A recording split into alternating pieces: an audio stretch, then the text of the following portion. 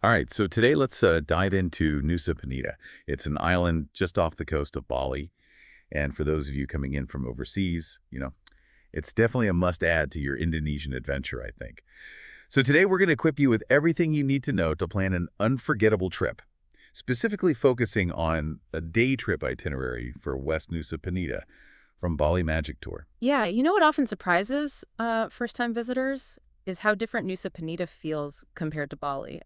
It's just much less developed, which means you get this incredible sense of untouched beauty, rugged cliffs, hidden beaches, and just a vibe that's so much more laid back.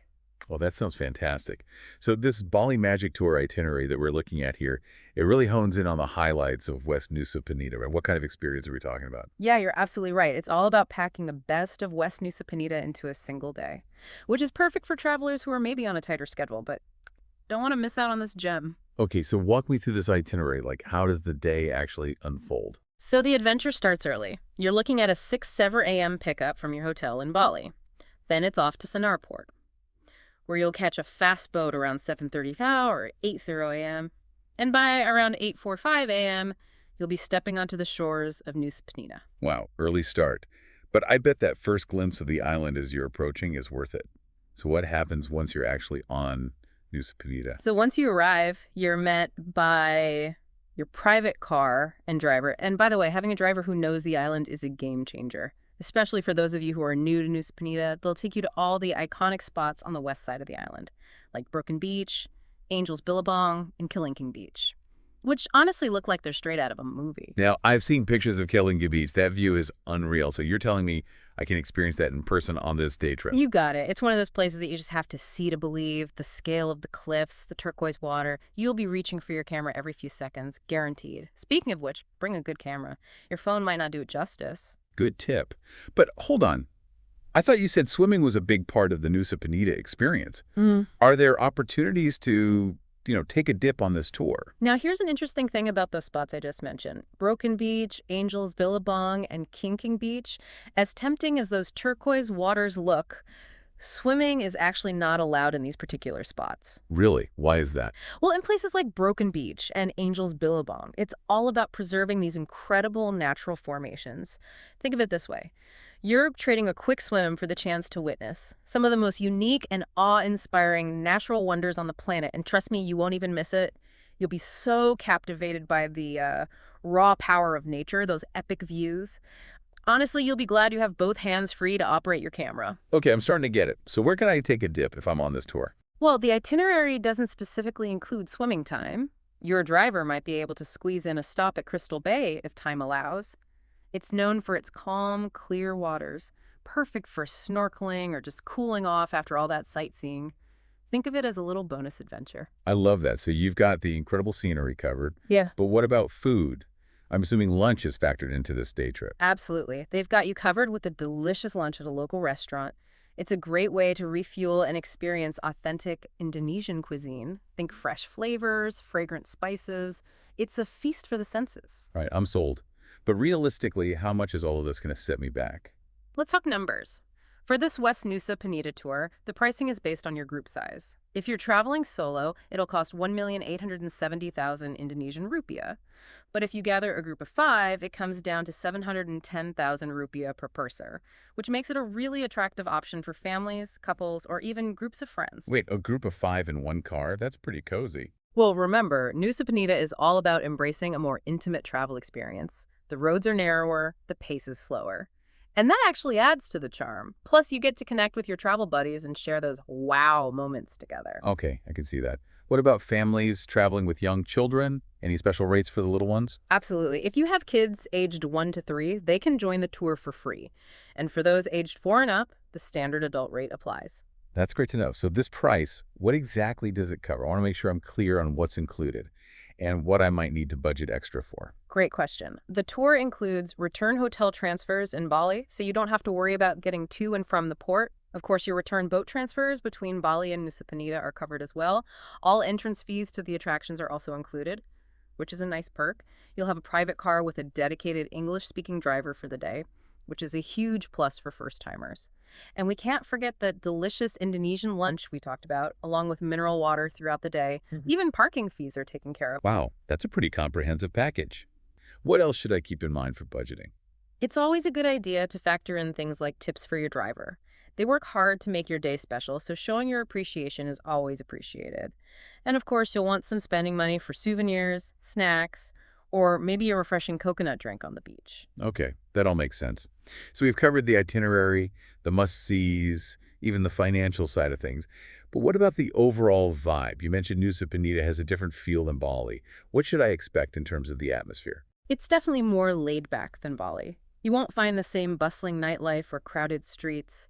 It's more about connecting with nature, enjoying the peace and quiet, and really immersing yourself in the island's raw beauty. So I'm picturing incredible landscapes, a relaxed pace, and a chance to escape the crowds. It sounds like the perfect antidote to the sometimes overwhelming energy of Bali. Am I on the right track? You're spot on. Nusa Penida is like Bali's tranquil little sister. It's the kind of place where you can truly disconnect, recharge, and reconnect with yourself.